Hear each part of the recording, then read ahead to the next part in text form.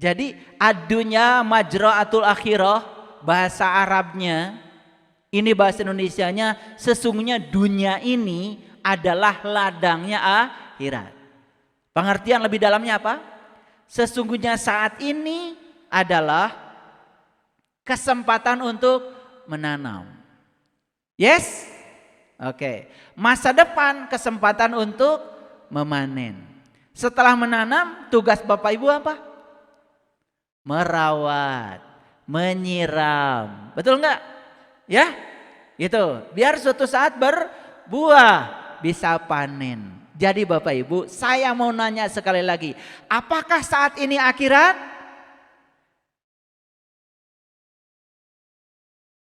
Apakah saat ini akhirat? Apakah hari ini akhirat? Dari kehidupan yang apakah hari ini kita sedang panen? Dari yang kita tanam di masa lalu.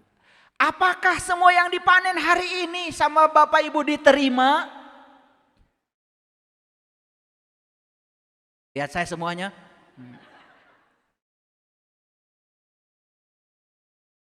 Lo ditolak, padahal kamu yang nanam, kata Allah.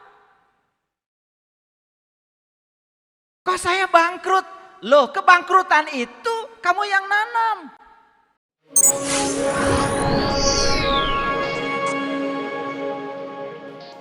Sesungguhnya awal agama itu adalah makrifatullah, mengenal Allah. Wala saufa yu'tika rabbuka fatardha. Dan kelak Tuhanmu pasti memberikan karunia-Nya kepadamu, lalu kamu menjadi puas. Nah, sebetulnya bukan puas, kalau bahasa Arabnya fatardha itu artinya kamu menjadi ridho. Masih ingat Bapak Ibu penjelasan saya? Yang menjaga surga malaikat siapa? Ridwan. Makanya kalau ridho, ini jadi surga. Apapun yang terjadi, ridho, ridho, ridho. Percayakan ini dijaga sama malaikat Ridwan. Selalu ridho apapun yang terjadi. Surga Bapak Ibu. Tapi titipkan ini kepada malaikat Malik.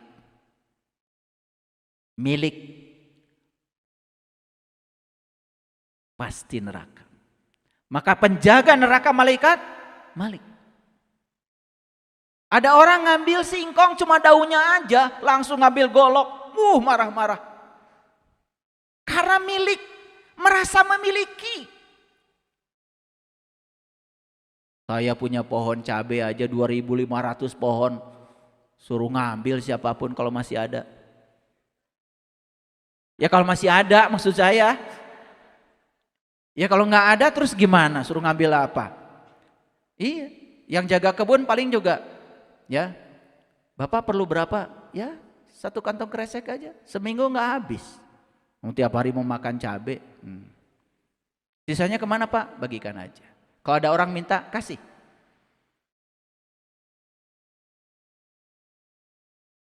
Rasa memiliki itu bahaya Bapak Ibu. Itu sumber penderitaan. Rasa memiliki pada pasangan, rasa memiliki pada anak. Ketika rasa memiliki terlalu dalam, akibatnya apa? Takut kehilangan yang disebut milik kita. Neraka bukan itu? Neraka. Mulainya cuma cemburu. Tapi lama-kelamaan bisa dendam. Betul nggak? Iya. Lama-kelamaan bisa dibunuh tuh orang lain. Dari mana? Rasa memiliki. Makanya penjaga neraka Malik. Saya sering mengamanatkan di kajian-kajian saya, tong wawuh ke malaikat Malik. Hiji deui tong wawuh ke malaikat Atid. Siapa malaikat Atid? Mencatat amal buruk. Pokoknya apapun yang dilakukan orang buruk terus. Dikasih uang besar buruk. Dikasih uang kecil apalagi buruk.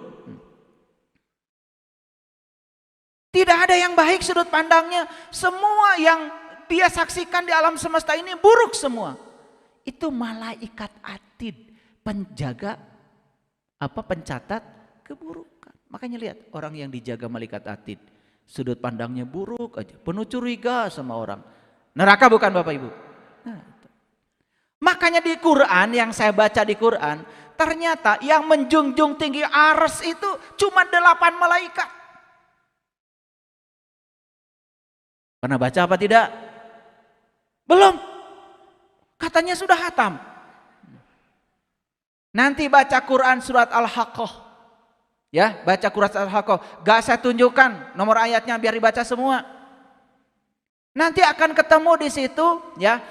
Ada 8 malaikat yang menjunjung tinggi arsy. Dulu waktu saya baca surat itu, saya tanya itu sama guru ngaji saya.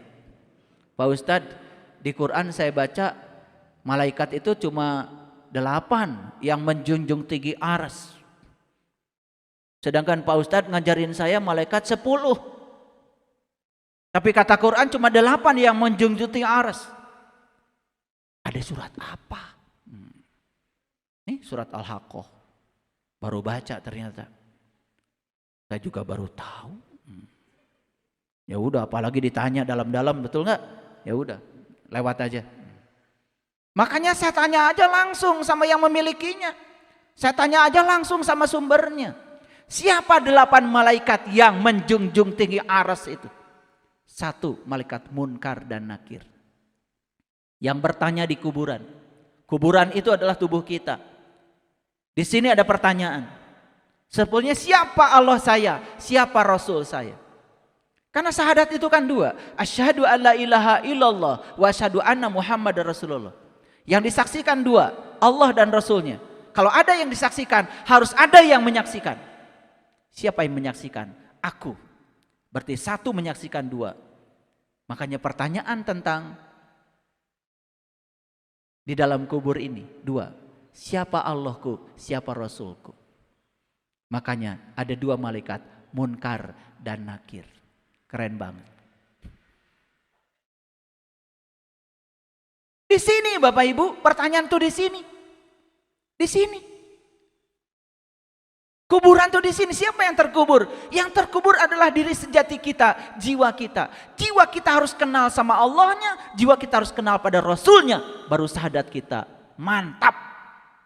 Kalau syahadat sudah sampai di tingkat itu, gak mungkin menyakiti orang lagi, gak mungkin berbohong lagi, gak mungkin menghujat orang lain lagi, gak mungkin. Yang suka menghujat itu karena syahadatnya cuma di mulutnya aja, belum sampai di kolbunya. Maaf, saya harus bicara ini. Sedih saya lihat bangsa ini. Korupsi di mana-mana. Bahkan kuota haji yang katanya perjalanan suci, perjalanan rohani pun dinodai. Dan itu yang melakukan adalah orang-orang yang katanya beragama. Menyebut-nyebut nama Tuhan, tapi tidak tahu yang disebut. Bukan Tuhan yang dia bohongi, dirinya sendiri pun dibohongi. Mengerikan. Sedih saya. Bahkan di Indonesia dapat juara lagi Bapak Ibu. Baru dapat kemarin hasil risetnya, terkirim sama saya. Ternyata Indonesia masyarakatnya negara yang paling malas berjalan kaki. Juara lagi. Juara 1 Bapak Ibu. Juara 2-nya Arab Saudi. Juara 3-nya Malaysia. Juara 4-nya Filipina. Bayangkan ya, rata-rata orang Indonesia berjalan kaki dalam sehari kurang dari 3.300 langkah. Sedangkan di negara-negara yang sehat, rata-rata mereka itu jalan kakinya udah di atas 15.000 langkah. 3.000 langkah Bapak Ibu, 3.300 langkah. Malas. Padahal kalau ingin sakit kepala sembuh, jalan kaki. Kalau ingin asam urat sembuh, jalan kaki. Ingin diabetes sembuh, jalan kaki. Darah tinggi ingin sembuh, jalan kaki. Coba. Sederhana kok.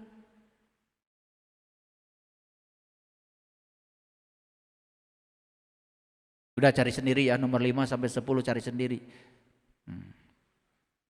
Klik aja ya, negara yang paling malas jalan kaki, nanti keluar tuh. Sekarang juga bisa.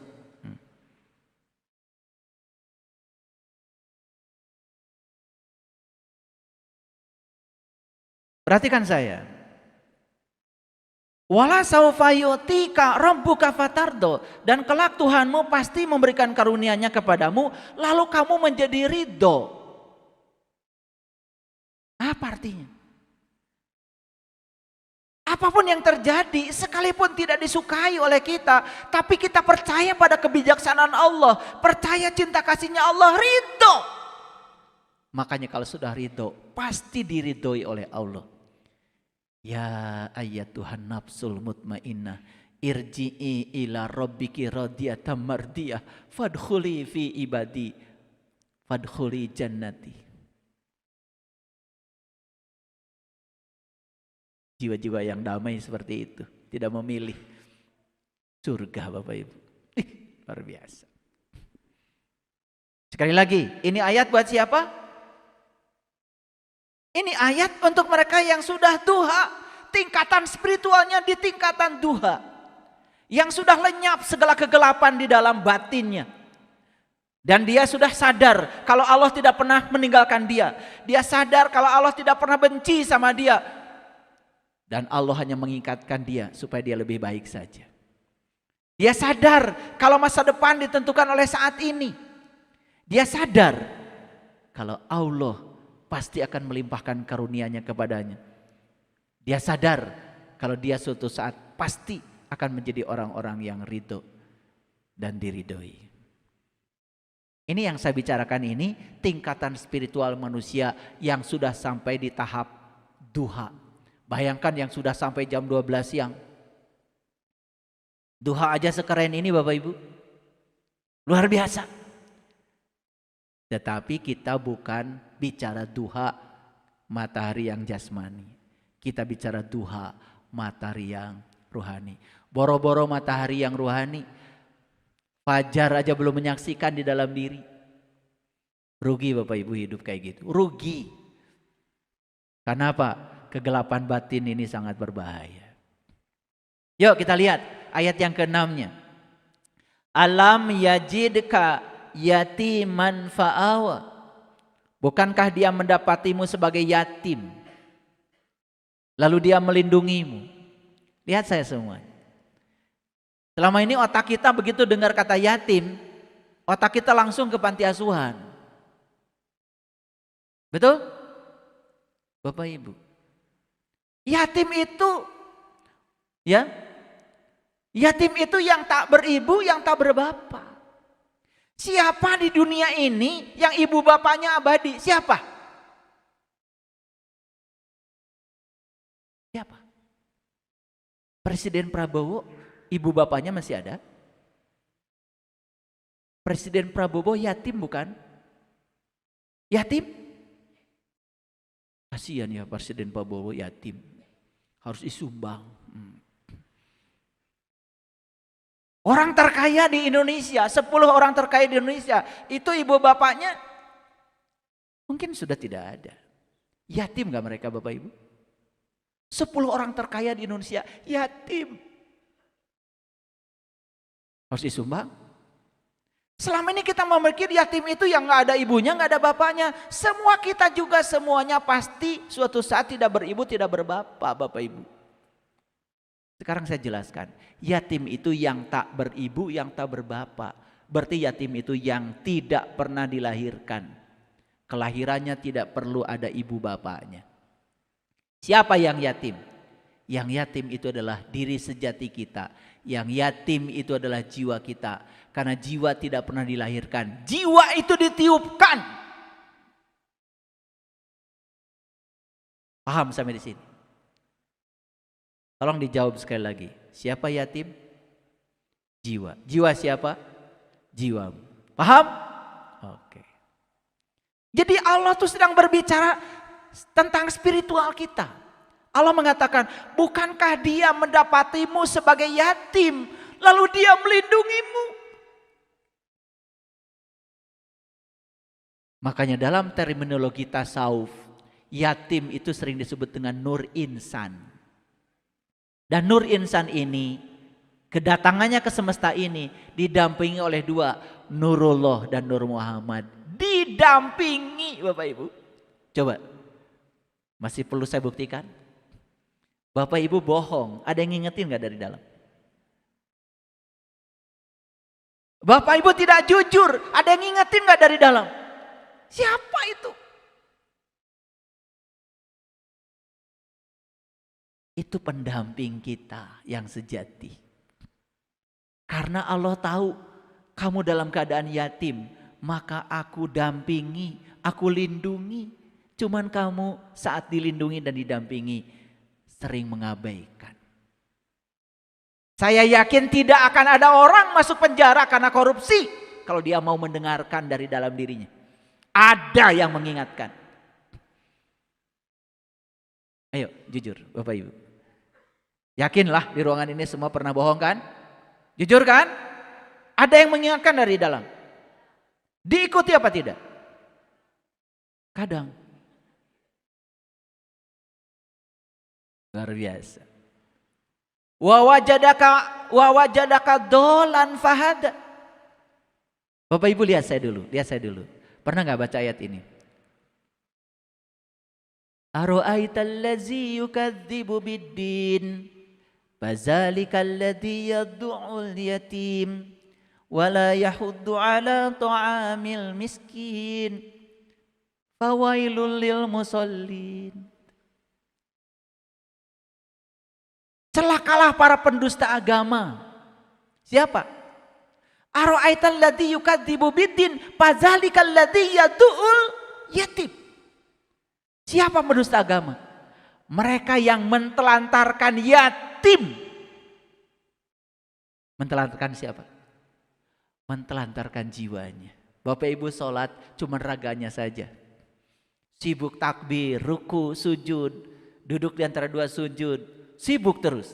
Tetapi jiwanya tidak ikut sholat. Jiwanya tidak tahu kepada Tuhannya.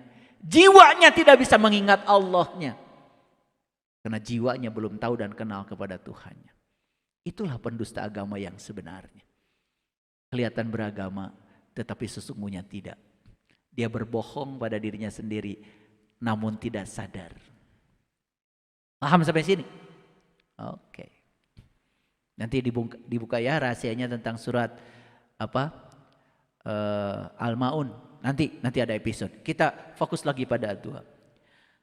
Nah di ayat yang ketujuh, wa wajadaka dolan fahada. Dia mendapatimu dolan. Dolan itu bahasa Arab, sesat. Makanya kalau orang Jawa, di Jawa Tengah, Jawa Timur kan jalan-jalan apa tuh? Iya, sesat-sesatan. Dolan. Kalau nggak tahu arah, dolan, nggak pulang-pulang. Apalagi nggak ada tour guide, dolan-dolannya masih mending kalau di kampung. Ini dolan-dolan ke luar negeri, bahasa nggak tahu, betul nggak? Bisa nggak pulang-pulang itu. Jadi dolan itu bahasa Arab Bapak Ibu artinya apa? Sesat. Yuk kita lihat ayat ini. Wa wajadaka dolan. Dia mendapatimu sesat. Fahada. Lalu karena cinta kasihnya dia ngasih petunjuk. Keren Bapak Ibu. Siapa yang harus kasih petunjuk? Yang sesat Bapak Ibu. Ya, siapa yang dikasih petunjuk? Yang sesat. Coba Bapak Ibu, ya dulu sebelum ada Google Map, kalau cari alamat, gimana? Masih ingat? Saya lihat wajah-wajah ini kolonial kan di sini ya. Dulu sebelum ada Google Map masih ingat ya? Turun dulu dari mobil, tanya, betul nggak? Itu kondisi kita dalam keadaan apa itu? Sesat. Makanya orang yang sesat itu kan bagusnya nanya. Ini ngajar.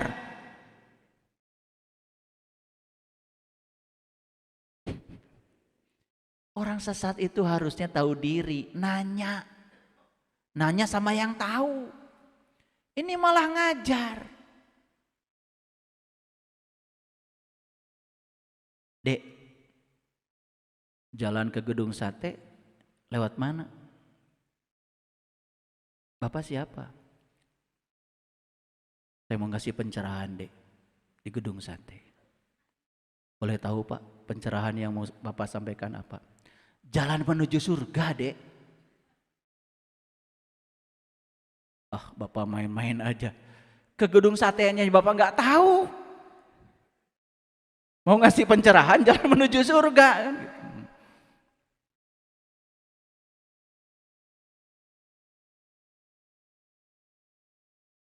Hebat ya Allah. Hebat ya. Karena aku mendapati kamu dalam keadaan sesat, aku kasih petunjuk. Wa wajadaka ailan fa'agna, dan dia mendapatimu kekurangan, lalu dia mencukupkan kamu. Bapak Ibu, kekurangan itu bukan dari Allah. Coba perhatikan, dia mendapatimu kekurangan. Kekurangan itu ya dari kamu. Lalu dia mencukupkan kamu. Tapi kecukupan dari Allah. Kapan Allah akan mencukupkan? Kalau kita bersyukur. Keren banget. Fa'amal yatima fala takhar. Sebab itu terhadap yatim, jangan kamu berlaku sewenang-wenang. Lihat saya semuanya. Mana yatim? Jiwa. Suka berlaku sewenang-wenang gak pada jiwa? Suka. Ditelantarkan. Coba Bapak Ibu. Dari pagi tadi aja sampai, ya dari tadi malam sampai pagi ini, perhatikan. Semua pelayanan buat yatim atau buat tubuh? Semua buat tubuh. Makanan buat tubuh, betul? Masak dari pagi sampai sore semua buat tubuh. Tetapi mana buat yatim? Mana buat yatim? Pantesan telantar yatimnya. Mulutnya aja nggak tahu, cara ngasih makannya aja tidak tahu. Ingat Bapak Ibu, yatim itu wujud nyatanya adalah nur. Dan nur, makanannya adalah nur. Tidak butuh jengkol. Gak butuh pindang bandeng. Gak butuh sambal tarasi. Tidak butuh tenderloin. Tidak butuh sashimi. Tidak butuh sushi.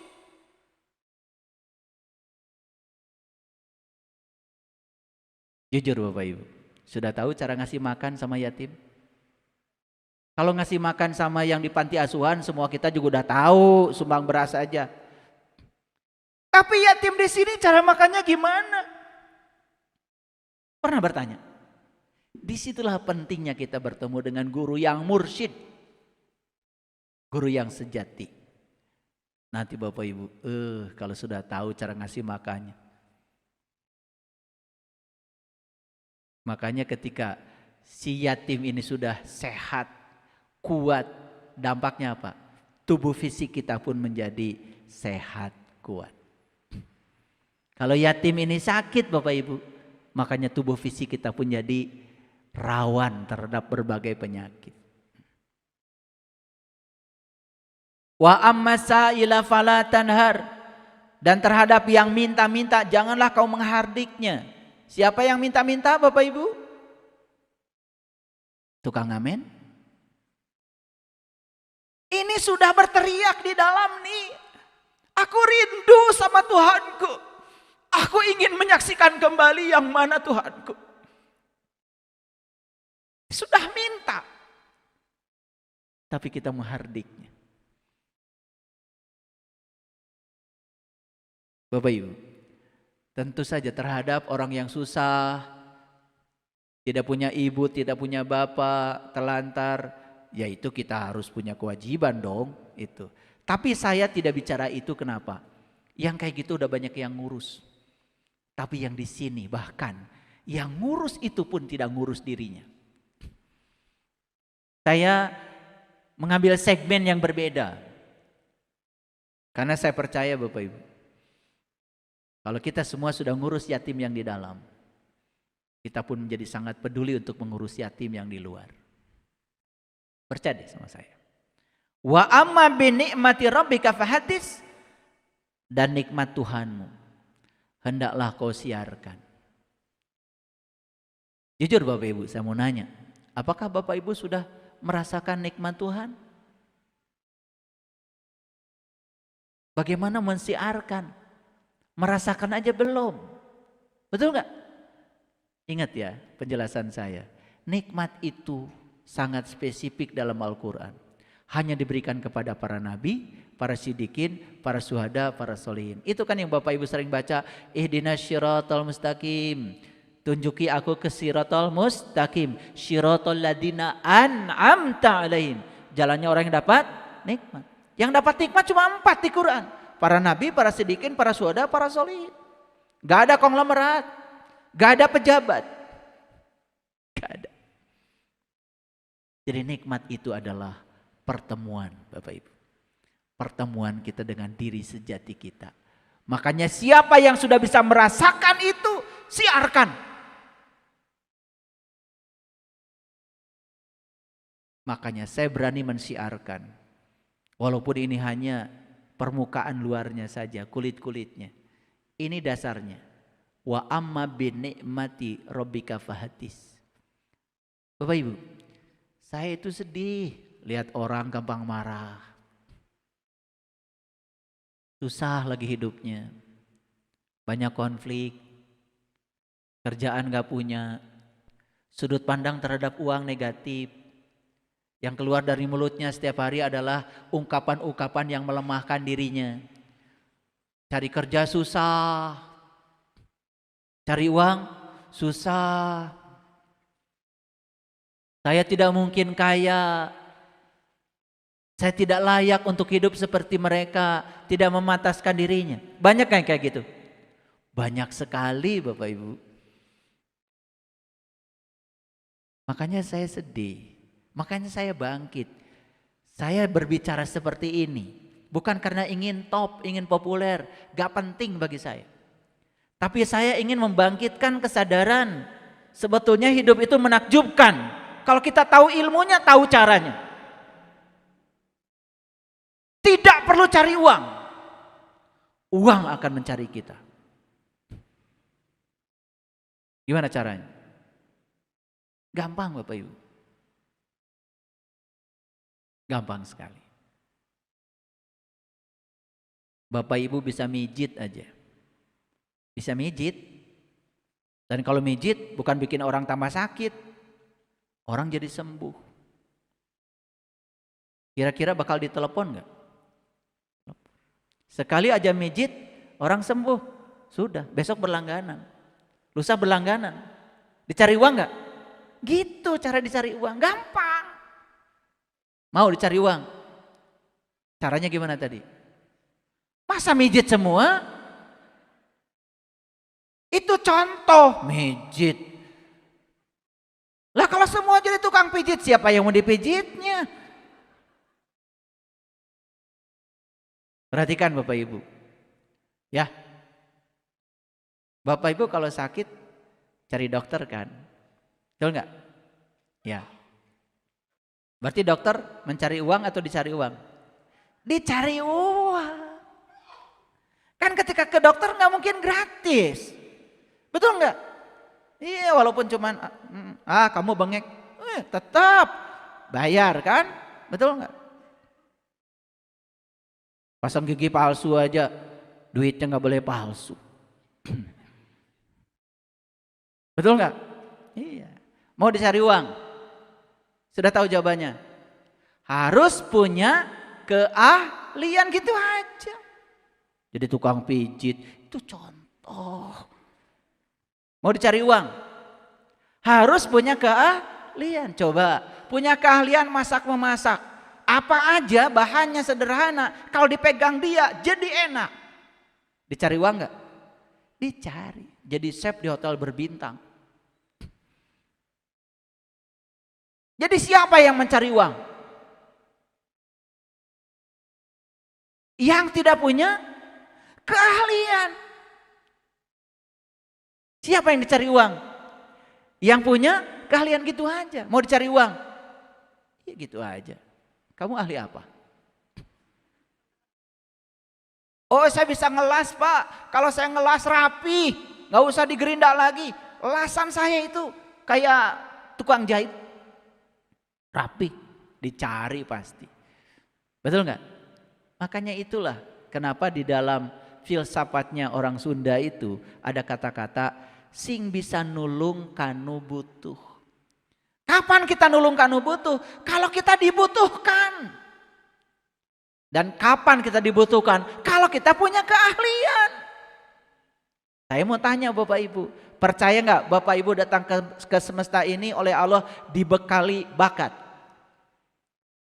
Sekali lagi saya tanya, percaya nggak Bapak Ibu datang ke dunia ini dibekali bakat oleh Allah? Percaya? Percaya. Sudah ketemu bakatnya apa? Sudah Pak, bakat teingku butuh. Bakat yang saya maksud itu adalah potensi diri, namanya passion. Makanya kita ini gagal, menemukan saya bakatnya apa saja gagal. Kenapa? Karena kita dari kecil jadi orang lain, bukan jadi diri sendiri. Bahkan ibu bapaknya nggak ngerti, ini anak bakatnya apa. Saya tanya ibu bapak ya, bahkan orang-orang yang terpandang saya tanya, Bapak ibu anaknya berapa? 3. Saya tanya, sudah tahu 3 anak bapak ibu harus diperlakukan apa? Gak tahu.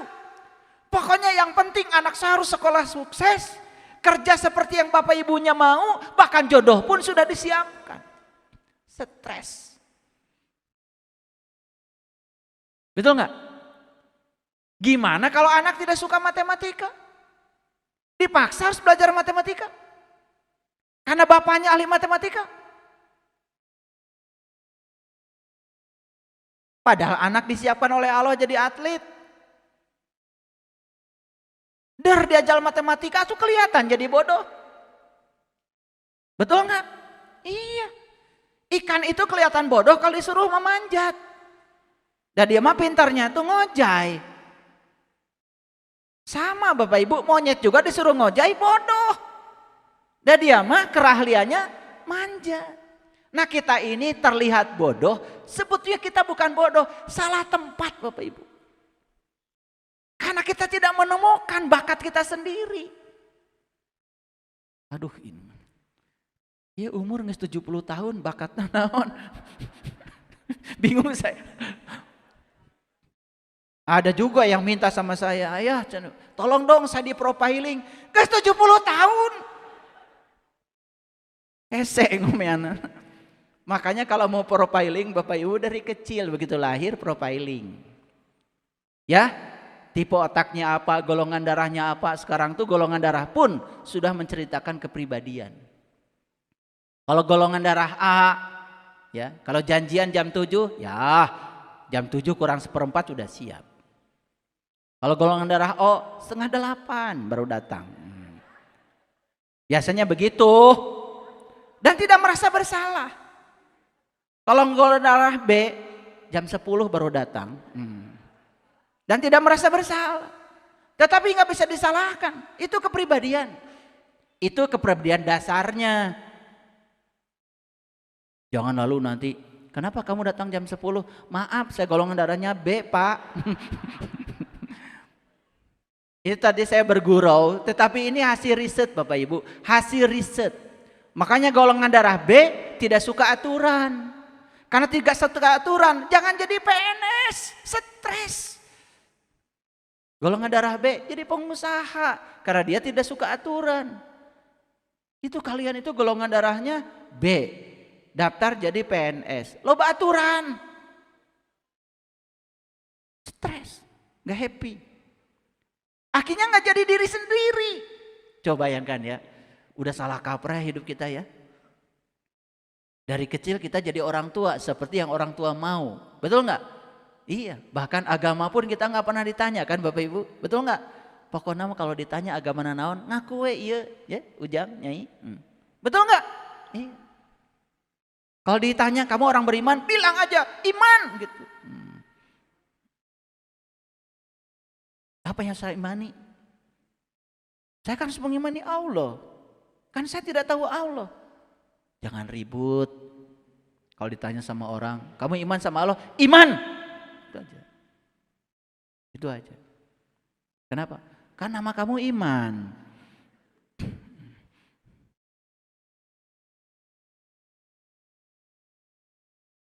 Ini saya kelihatan sedang bergurau ya. Tapi kalau ditangkap oleh orang yang cerdas, mungkin bisa memahami ya. Betul? Ya. Kita nyaris tidak pernah terbuka sama anak-anak kita. Kita nyaris tidak pernah bertanya mereka mau jadi apa. Semua mereka dibentuk seperti yang kita mau. Seolah-olah kita yang paling tahu masa depan anak kita. Kita lupa dengan rencana Tuhan untuk anak-anak kita. Gak pernah tanya sama Allah, ya Allah, kenapa saya dititipi anak dengan tipe seperti ini? Hendak dijadikan apa olehmu ya Allah? Apa rencana hebatmu untuk anak ini? Beri saya kemampuan ya Allah untuk mengarahkan anak ini agar dia menjadi dirinya sendiri. Suatu saat dia akan hidup seperti yang Engkau mau ya Allah, bukan seperti yang aku mau orang tuanya. Pernah gitu enggak?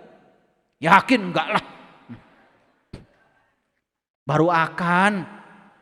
Itu pun untung ya hadir hari ini. Bapak Ibu luar biasa ya. Makanya ada hadis Nabi nih. Hadis Nabi, mungkin sering dengar hadis ini. Saya sih kalau saya baca hadis ini katanya hadis doib. Tapi saya melihat doib tidak doib. Saya tidak melihat yang merawikannya siapa karena pusing saya juga. Bayangkan ya 1500 tahun yang mewartakan berapa orang. Saya harus mencari kurikulum vitae-nya masing-masing, habis usia saya. Saya melihat doib tidak doib, saya melihat dari kekuatan kontennya. Perhatikan Bapak Ibu, ini hadis luar biasa. Ad-dunya majra'atul akhirah. Dunia apa tadi? Saat ini. Akhirat apa? Masa depan. Ingat lagi yang tadi, udah lupa lagi. Ad-dunya majra'atul akhirah artinya apa Bapak Ibu? Saat ini adalah ladang. Yang namanya ladang untuk apa? Menanam. Jadi saat ini adalah kesempatan untuk menanam. Masa depan adalah kesempatan untuk memanen. Makanya ekatole. Pernah dengar? Belum pernah dengar? Ya Allah, itu orang paling terkenal di dunia yang menulis buku judulnya The Power of Now. Dia yang menulis dasarnya saat ini. Aduh Bapak Ibu, kalau baca buku Eckhart Tolle itu, kita jadi tahu bagaimana cara mengendalikan pikiran. Kalau baca bukunya Eckhart Tolle, kita tahu bagaimana cara mengendalikan perasaan. Kalau baca buku Eckhart Tolle, kita akan tahu mana diri sejati, mana diri palsu. Itu buku keren Bapak Ibu. Baru dengar? Ya Allah. Jadi yang dibaca Bapak Ibu apa selama ini? Oh, buku doa yang itu, yang doa-doa mustajab. Pantesan ya miskin terus. Ini masalah kita tuh ternyata kurang gaul ya. Orang sudah kemana ya, menggunakan dirinya untuk menjadi medan magnet, menarik keberlimpahan. Ya, kita masih diskusi yang gak penting. Oke, gak apa-apa Bapak Ibu. Jadi ad-dunya majra'atul akhirah, bahasa Arabnya, ini bahasa Indonesianya, sesungguhnya dunia ini adalah ladangnya akhirat. Pengertian lebih dalamnya apa? Sesungguhnya saat ini adalah kesempatan untuk menanam. Yes? Oke. Masa depan kesempatan untuk memanen. Setelah menanam, tugas Bapak Ibu apa? Merawat, menyiram. Betul enggak? Ya? Gitu. Biar suatu saat berbuah, bisa panen. Jadi Bapak Ibu, saya mau nanya sekali lagi, apakah saat ini akhirat?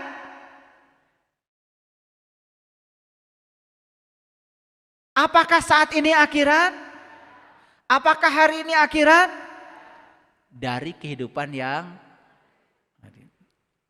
apakah hari ini kita sedang panen? dari yang kita tanam di masa lalu. Apakah semua yang dipanen hari ini sama Bapak Ibu diterima? Lihat saya semuanya.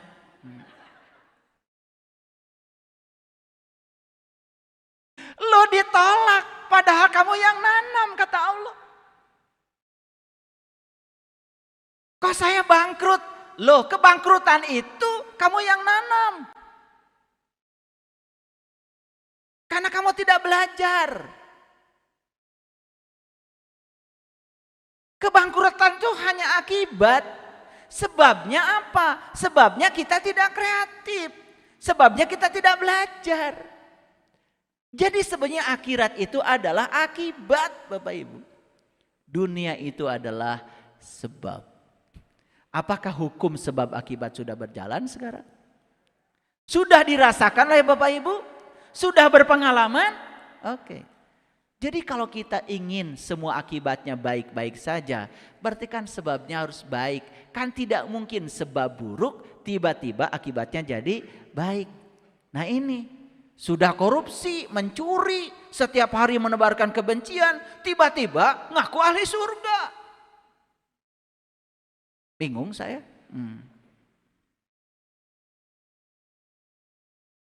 Padahal tidak mungkin kan, ya masa depan itu baik kalau hari ini kita nggak nanam apa-apa. Makanya ada kata-kata bijak, masa depan yang baik hanya milik mereka yang tampil saat ini.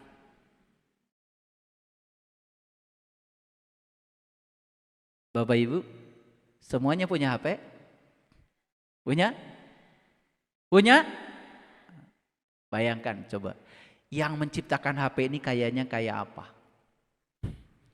Semua orang pakai, semua orang beli. Coba, itu baru hardware-nya. Dan mereka menemukan ini. Berdarah-darah. Bikin risetnya panjang. Bayangkan. Risetnya HP ini Bapak Ibu selama ribuan tahun. Sejak dari zaman Yunani kuno. Dari penemuan elektron saat itu terus berkembang. Berkembang. Sampai menemukan konduktor, sampai menemukan semikonduktor. Bayangkan itu ribuan tahun. Kita menikmati sekarang. Ini semikonduktor Bapak Ibu. Ini material elektronik dalamnya. Dari mana ini dibuat? Dari belajar pada bagaimana Allah menciptakan tubuh kita.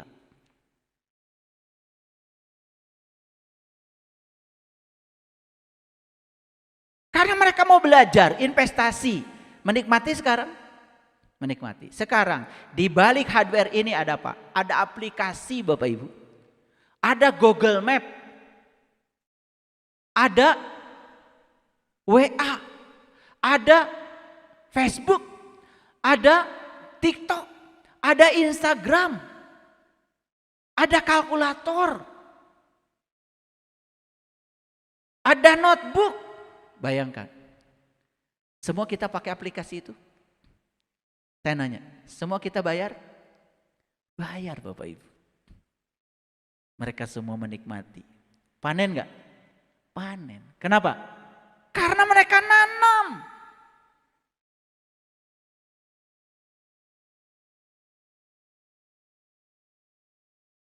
Dari kajian ini Bapak Ibu sudah bisa menangkap mana saya? Islam di dunia, Islam di akhirat. Udah nangkap? Mau selamat di masa depan?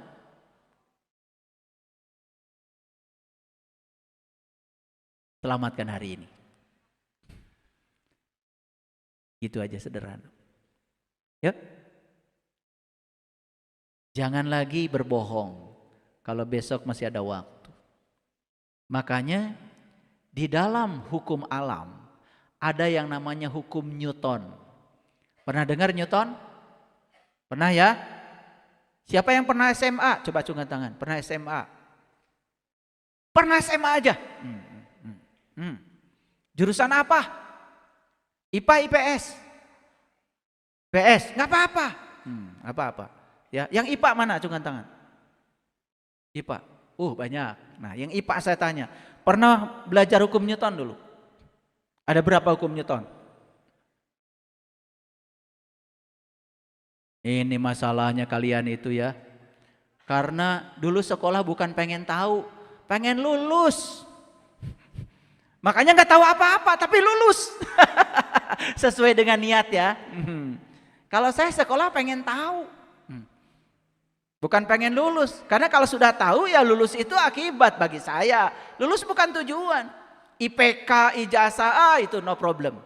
Tapi yang paling penting saya tahu. Makanya saya ditanya ya. Mau S1, mau S2, mata kuliah yang dulu pernah saya belajar. Saya masih ingat sampai sekarang. Karena saya tidak berorientasi lulus. Saya berorientasi tahu. Saya pengen bisa. Saya belajar thermodynamic engineering. Saya bisa bongkar mobil. Bongkar tuh mesin mobil sampai jalan lagi. Bisa Bapak Ibu. Pernah buka bengkel. Itu saksinya istri saya. Pernah istri saya nggak mau tidur sama saya. Jam 2 malam baru selesai oli di sini. Ya diusir. Lagi naikin itu mesin kendaraan. Dan saya baru ngajar thermodynamic engineering setelah saya tahu. Makanya saya tahu mobil, tahu dari mulai mekaniknya, elektriknya, kaki-kakinya, semua tahu. Jadi kalau saya ngajar di kelas, ngajar mata kuliah termodinamika, nggak ada teori-teori, semuanya pengalaman. Semua yang sudah terjadi. Apa bedanya mesin bensin, mesin solar? Kenapa bensin ada pertamax, ada pertalite, ada turbo? Kenapa? Itu sampai dihitung kalau sama saya, efisiensinya. Perbandingan nisbah kompresi, nisbah ekspansinya dihitung itu. Sampai keluar efisiensinya itu. Itu pengalaman, bukan teori. Saya berani mengajarkan spiritual kayak gini. Itu bukan dari teori, dari pengalaman saya, dari perjalanan spiritual saya. Bukan dari teori. Oke, jadi hukum Newton itu ada 3 Bapak Ibu. Tadi yang IPA nggak ngerti. Ada hukum Newton 1, hukum Newton 2, hukum Newton 3. Hukum Newton 1 itu berbicara tentang kelembaman. Kelembaman itu apa? Itu berbicara tentang massa. Kan kita punya massa nih, 10 kilo, 20 kilo, 30 kilo, 40 kilo, 50 kilo kan gitu. Bapak Ibu kan suka nimbang-nimbang badan kan? Iya. Pengen kurus kan? Iya. Gak kurus-kurus kan? Iya. Gak tahu ilmunya, kan nimbang terus. Jadi takut gendut. Makanya gak kurus-kurus karena takut gendut. Nih kata takut gendut itu yang menarik. Sehingga kita gak kurus-kurus. Nanti kalau mau kurus diajarin. Nanti belajar aja sama Bunda Tatia tuh, istri saya. Itu dari pikiran Bapak Ibu. Dari pikiran. Gampang kok, gampang. Ya, yang penting jangan stres ya. Insya Allah kurus nanti. Hukum Newton 1 itu berbicara tentang massa. Massa itu apa? Massa itu adalah ukuran kemalasan suatu benda terhadap suatu gerakan. Itu massa. Makanya yang massanya tambah tinggi, misalkan yang massa badannya 30 kilo dengan yang 90 kilo. Beda kan? Cara bergeraknya. Nah itu massa. Itu hukum Newton 1. Hukum Newton 2 itu bicara tentang gaya. Pos. Bahwa ketika benda dikasih gaya, maka dia akan mengalami perubahan posisi. Itu yang kedua. Nah yang ketiga mau saya bicarakan. Hukum Newton 3 bicara tentang aksi sama dengan min reaksi. Itu yang kemudian disebut aksi reaksi kalau orang awam. Tapi kalau mahasiswa fisika bilang aksi sama dengan reaksi, langsung saya keluarkan dari kelas. Gak lulus. Kalau mahasiswa fisika harus bicaranya aksi sama dengan min reaksi. Itu harus ada vektornya karena gaya itu vektor. Tapi kalian gak usah bicara itu, pusing. Nah sekarang yang saya bicarakan adalah hukum Newton yang ketiga, aksi menimbulkan reaksi. Lihat saya semuanya. Bapak Ibu sekarang sedang duduk kan? Duduk kan? Menurut hukum fisika kalau kita sedang duduk berarti kita sedang diam. Diam itu resultan gayanya harus 0. Sementara Bapak Ibu kan ditarik oleh bumi. Jadi ada gaya tarik dari bumi terhadap Bapak Ibu. Tapi Bapak Ibu tidak bisa bergerak menuju bumi. Terhalang di sini. Karena dari bumi ada gaya aksi ke atas. Yang melawan gaya kita dari bumi. Sehingga resultan gayanya jadi sama dengan 0. Nah, pusing kan? Pusing. Baru gitu aja udah pusing. Apalagi belajar fisika beneran. Nah, sekarang perhatikan saya. Jadi aksi menimbulkan reaksi. Nah, aksi itu bahasa Sanskertanya namanya karma. Tapi kita alergi dengan istilah itu. Padahal cuman istilah aksi diganti dengan bahasa Sanskerta. Aksi itu artinya karma. Sekarang saya mau nanya sama Bapak Ibu, apakah setiap aksi akan menimbulkan reaksi? Pasti. Jadi aksi dan reaksi itu ibarat sebab akibat. Ibarat dunia dan akhirat. Nyambung? Nyambung. Jadi aksi reaksi itu seperti itu Bapak Ibu. Nah, kalau kita ingin mendapatkan reaksi yang positif berarti aksinya harus positif. Yuk sekarang. Jadi karma itu sebetulnya aksi. Aksi itu bahasa sederhananya adalah tindakan. Jadi karma itu artinya adalah tindakan. Bapak Ibu perhatikan saya. Setiap hari kita bertindak. Setiap tindakan kita, setiap aksi kita pasti menimbulkan reaksi. Siapa yang harus bertanggung jawab terhadap reaksi? Siapa? Yang punya aksi. Betul nggak? Coba, kalau aksinya kita bodoh, reaksinya apa? Tertipu. Siapa yang harus bertanggung jawab ketika kita tertipu? Yang menipu. Ulangi. Kita bodoh, lalu tertipu. Misalkan tertipu 1 miliar lah. Karena bodoh. Perhatikan saya. Jadi bodoh itu aksi. Akibatnya tertipu, reaksi. Jadi itu namanya karma, sebab akibat. Karena sebabnya kita bodoh, akibatnya kita tertipu. Nah, aksi reaksi itu hukum alam, hukum fisika. Siapa yang harus bertanggung jawab terhadap reaksi? Yang punya aksi. Siapa yang bodoh? Jawab dulu siapa yang bodohnya?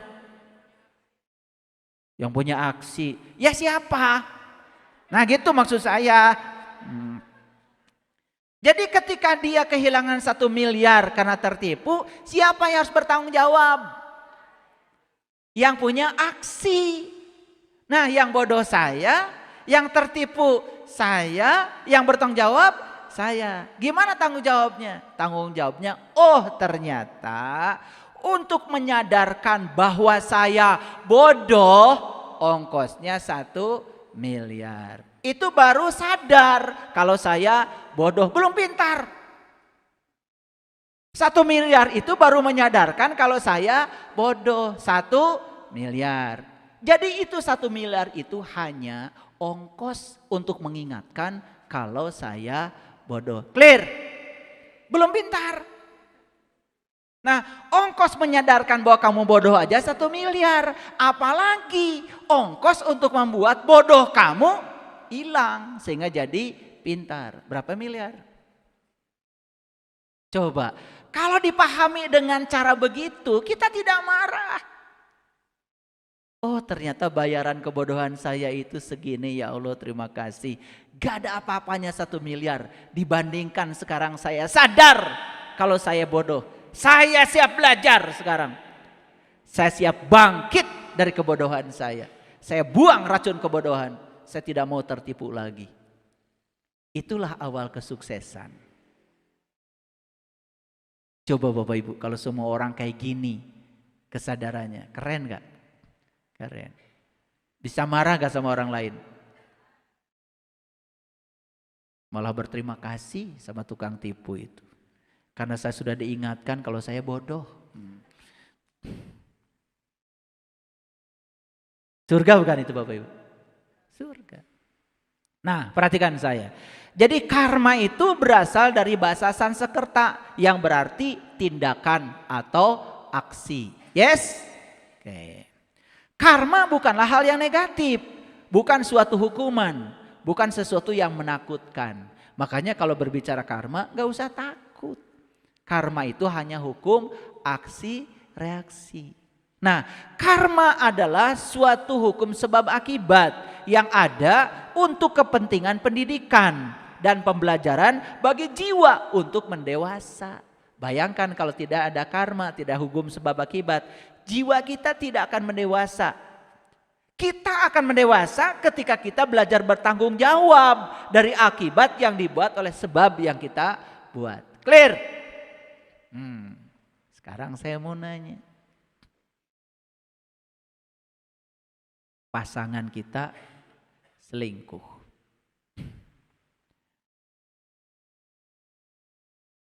Aksi atau reaksi? Reaksi. Aksinya apa? Kamu kali. Aksinya karena kita tidak bisa memberikan pelayanan yang diinginkan. Siapa yang salah? Ya saya, karena saya tidak ngasih pelayanan yang diinginkan. Mending marah, mending memperbaiki diri. Saya salah. Saya akan memperbaiki diri saya. Apa kekurangan saya? Temukan.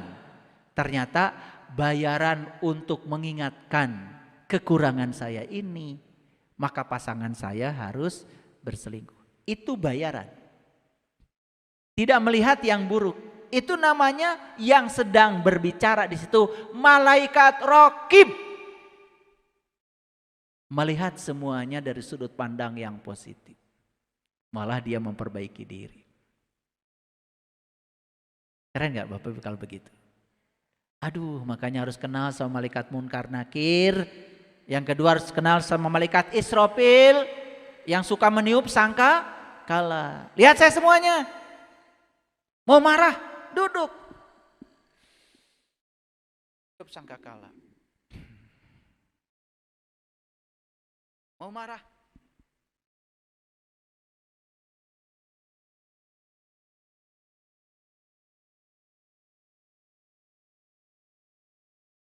Tenang langsung. Terjadi kiamat. Bangkit kesadaran. Yang salah saya. Saya tidak jadi marah. Kalau sudah kenal malaikat Israfil.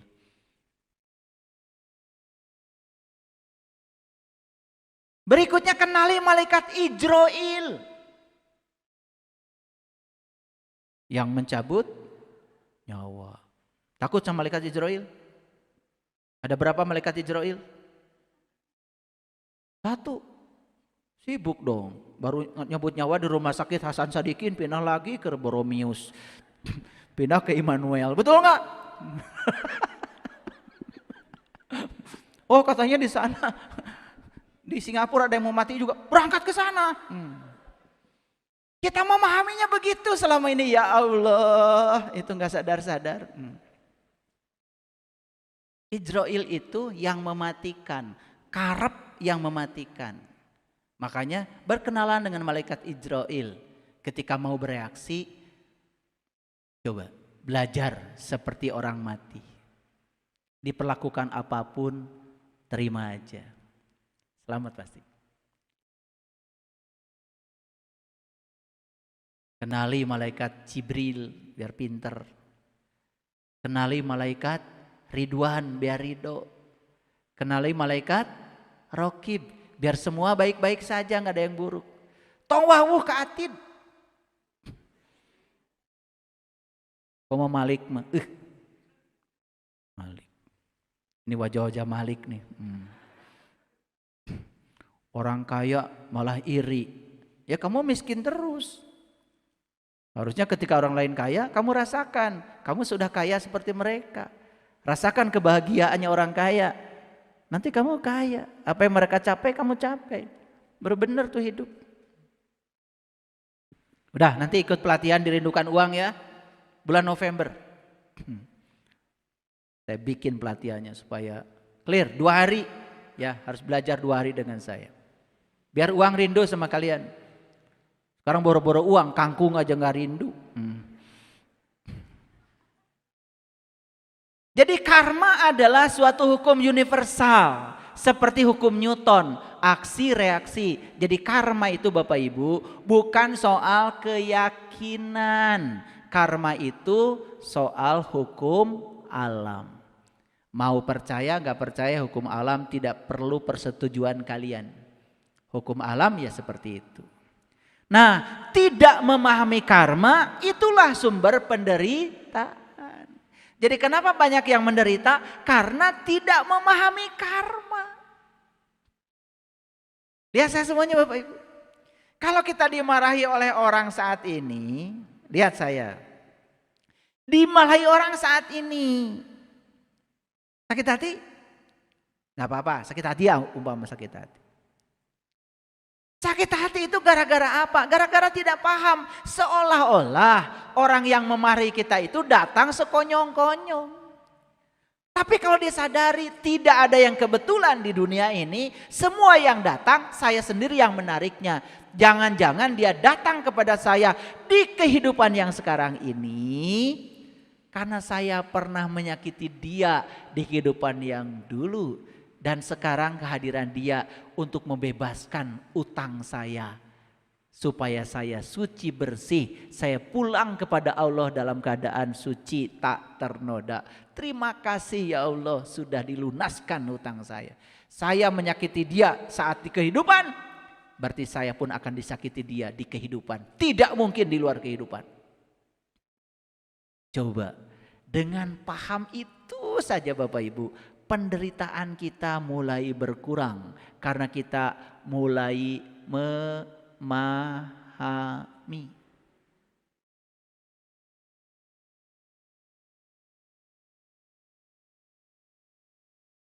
Kira-kira udah nyampe nggak judul ini saat ini? Udah nyampe nggak judulnya? Ya. Jadi kalau kita ingin Islam di akhirat, maka Islamlah di dunia. Kalau ingin sentosa di akhirat, sentosalah hari ini. Bikinlah sebab yang membuat kita sentosa di masa yang akan datang. Contoh, Bapak Ibu. Kalau kita ingin hidup di kehidupan yang akan datang, lahir di keluarga yang berkesadaran, lahir di keluarga yang berpendidikan, lahir di keluarga yang berkecukupan, lahir di keluarga yang beradab. Itu tidak bisa dibiarkan begitu saja. Kita harus menciptakan sebabnya sekarang. Gimana caranya? Berbuat kebaikan sebanyak-banyaknya sekarang. Nah, pernah nggak menyaksikan orang? Kok orang itu ya kerjaannya santai, tapi kok rezekinya berlimpah? Pernah? Kok saya bontang-banting dari pagi sampai sore ya segini-gini aja. Pernah nggak ada pikiran itu? Pernah nggak? Coba dijawab dengan karma. Jangan-jangan dia itu sekarang hanya sedang memanen saja semua tanaman baiknya. Makanya sedikit aja kerja dia dapat berkah luar biasa. Dia sedang mengambil kebaikan dari kebaikan yang dia tanam di kehidupan yang dulu dan sekarang sedang memanennya. Keren. Saya, jangan-jangan dulu saya pernah jadi orang kaya dan saat itu saya tidak peduli pada orang lain. Dan sekarang saya miskin seperti ini dan tidak ada orang yang peduli pada saya. Karena saya pun saat kaya saya tidak peduli pada orang lain. Sekarang saya akan ubah cara hidup saya. Saya akan lakukan untuk peduli dan berempati pada orang lain semampu saya. Walaupun hanya menyeberangkan orang. Tidak usah mengeluarkan uang, saya lakukan kebaikan saat ini juga. Dengan konsep aksi reaksi ini Bapak Ibu, semuanya menjadi terjawab dan semuanya menjadi tenang. Kok saya ditipu dia di kehidupan yang sekarang? Kalau ini adalah cara semesta untuk melunasi utang saya, karena saya pernah menipu dia di kehidupan yang dulu. Terima kasih semesta. Saya tidak akan membalasnya. Karena kalau saya membalasnya, satu, saya gagal bayar utang. Yang kedua, saya menciptakan utang baru. Saya terima seutuhnya sebagai sebuah cara semesta untuk melunasi utang-utang saya. Saya tidak memikirkan yang hilang. Saya pikirkan uang yang akan datang lebih banyak lagi kepada saya. Damai. Surga apa neraka? Ternyata surga itu bisa diciptakan Bapak Ibu. Oleh siapa? Syaratnya gimana? Hiduplah dengan penuh kesadaran. Makanya ada lima dasar kebenaran. Satu, pengetahuan. Jadi pengetahuan penting seperti ini? Penting. Tapi carilah pengetahuan yang koheren. Carilah pengetahuan yang nyata dan bisa dibuktikan. Carilah pengetahuan yang bermanfaat Bapak Ibu. 2, dasar kebenaran. Keadilan. 3, dasar kebenaran, keberanian. Yang keempat, dasar kebenaran adalah kesabaran. Dan yang terakhir, dasar kebenaran adalah pengabdian. Coba, apapun yang dilakukan di semesta ini, lakukanlah atas nama Allah. Karena saya percaya, saya datang ke dunia direncanakan oleh Allah untuk menjadi kepanjangan tangan Allah, menyampaikan visi dan misinya Allah, menjadi wakil Allah di semesta ini untuk menyampaikan cinta kasih Allah. Gak usah mikir uang, gak usah mikir apa-apa. Uang pasti datang.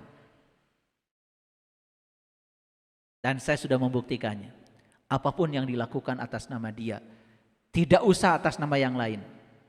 Maka Allah berjanji, siapa yang mengejar aku, kata Allah, dia dapat 2, dapat aku dan dunia.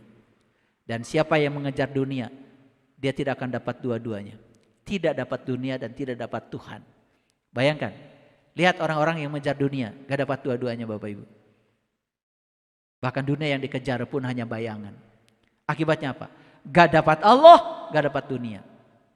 Apa yang terjadi? Celaka di dunia, celaka di akhirat. Clear? Sudah masuk? Semangat? Siap berubah? Yo. Jadi sekarang saya tahu kalau akhirat adalah masa depan. Dan masa depan ditentukan oleh saya. Di sini, saat ini, sekarang. Terima kasih.